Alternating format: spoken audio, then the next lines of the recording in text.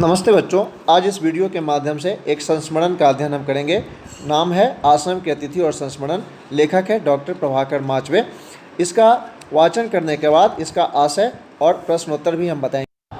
आश्रम के अतिथि और संस्मरण। हिंदुस्तानी प्रचार सभा की बैठक गांधी जी की कुटी में होने वाली थी। कुटी से अर्थात है छोटा सा झोपड़ा। गांधी जी की कुटी में न मेज़ थी न कुर्सी।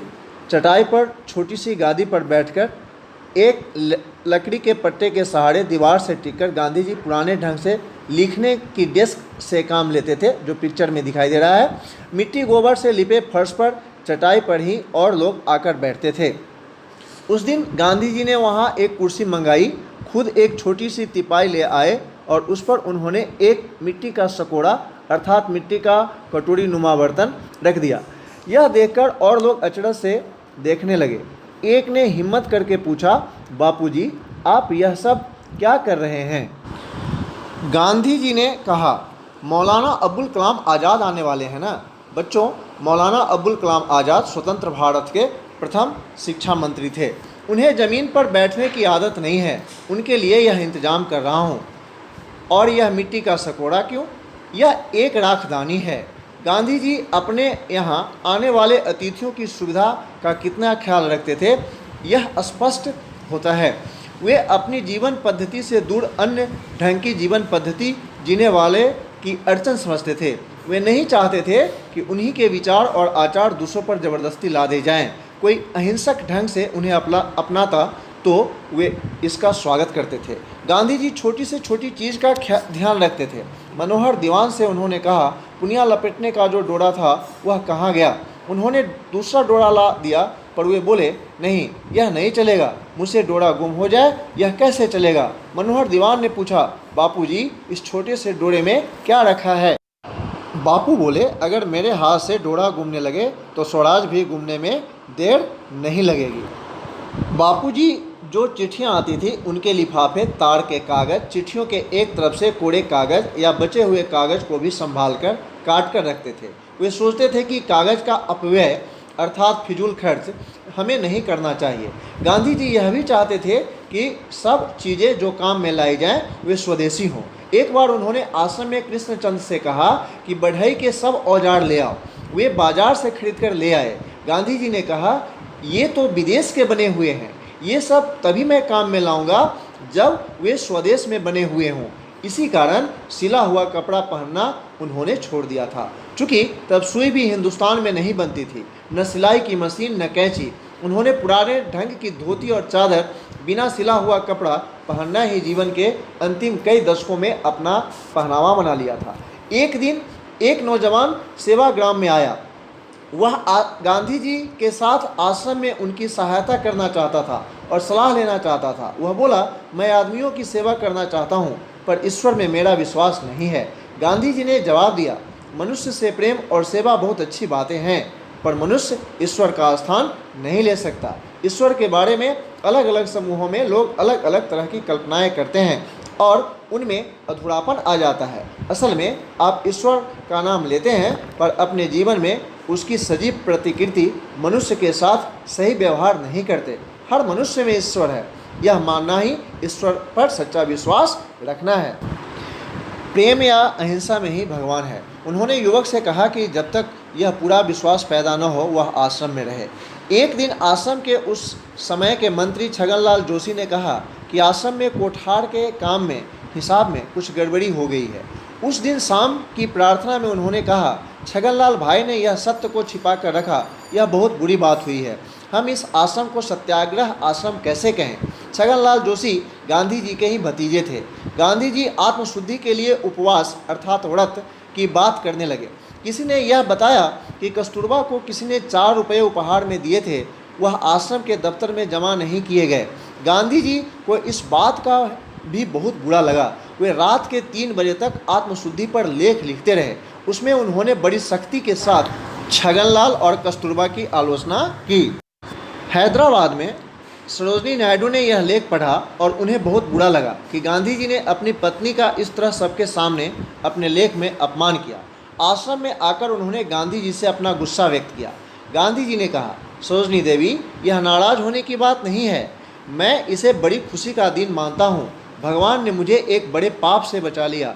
आज मैं अपने नज़दीकी रिश्तेदारों के दोष नहीं बताता तो कल सारे आश्रम में यह बात फैल जाती और धीरे धीरे भ्रष्टाचार हमारे जीवन को खा जाता। गांधी जी छोटी से छोटी भूल के सार्वजनिक प्रायश्चित में विश्वास करते थे। इसमें वे पत्नी, पुत्र, मित्र किसी को क्षमा नहीं करते थे।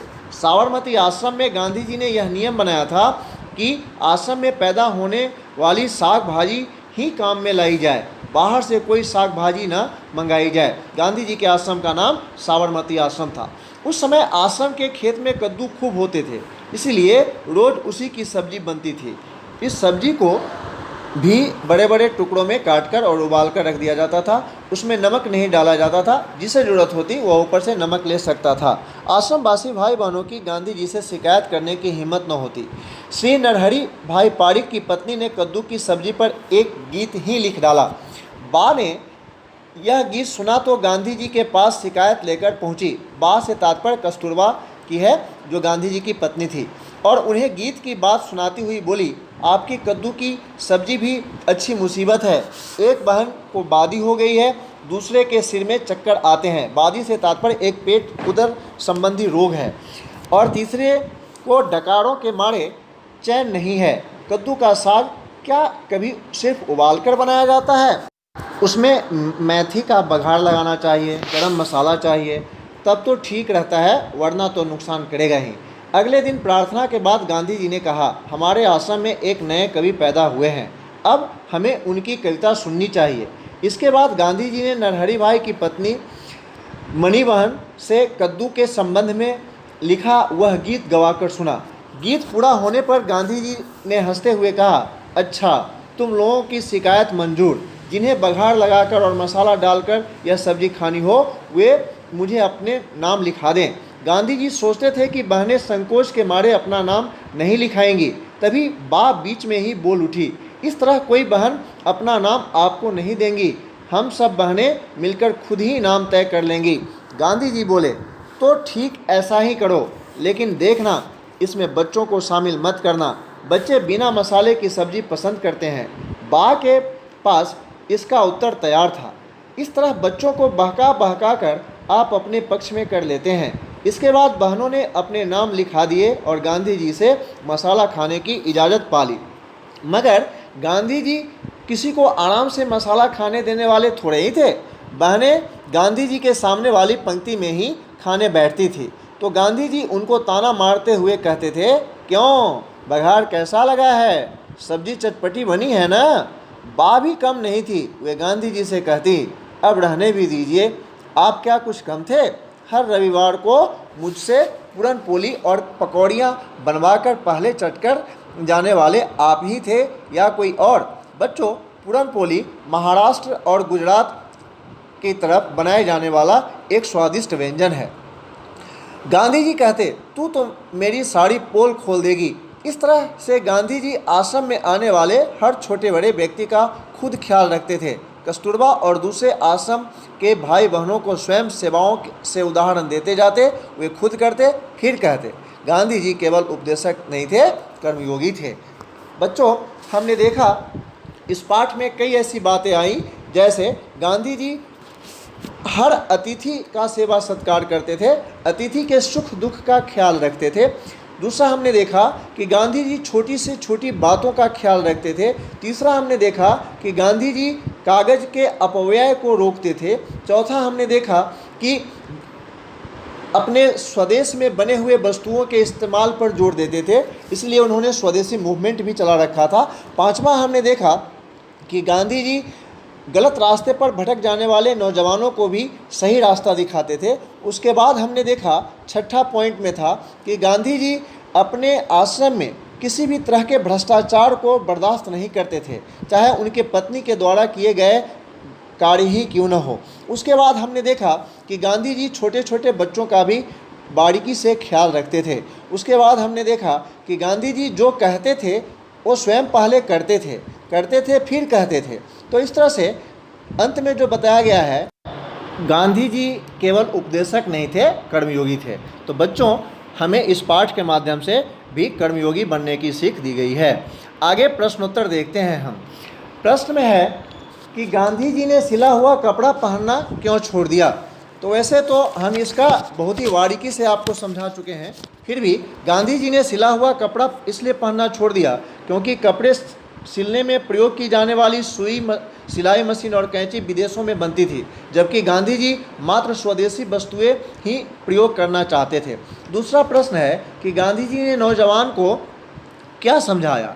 तो गांधी जी ने नौजवान को समझाया कि मनुष्य से प्रेम और उसकी सेवा बहुत अच्छी बातें हैं, पर मनुष्य ईश्वर का स्थान नहीं ले सकता है।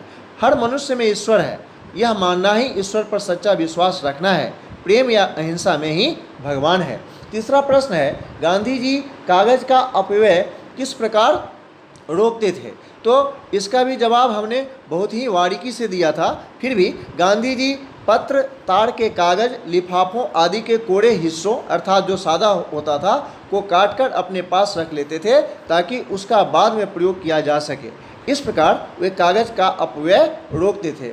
आगे है, आत्मशुद्धि के लिए लेख लिखने का क्या कारण था।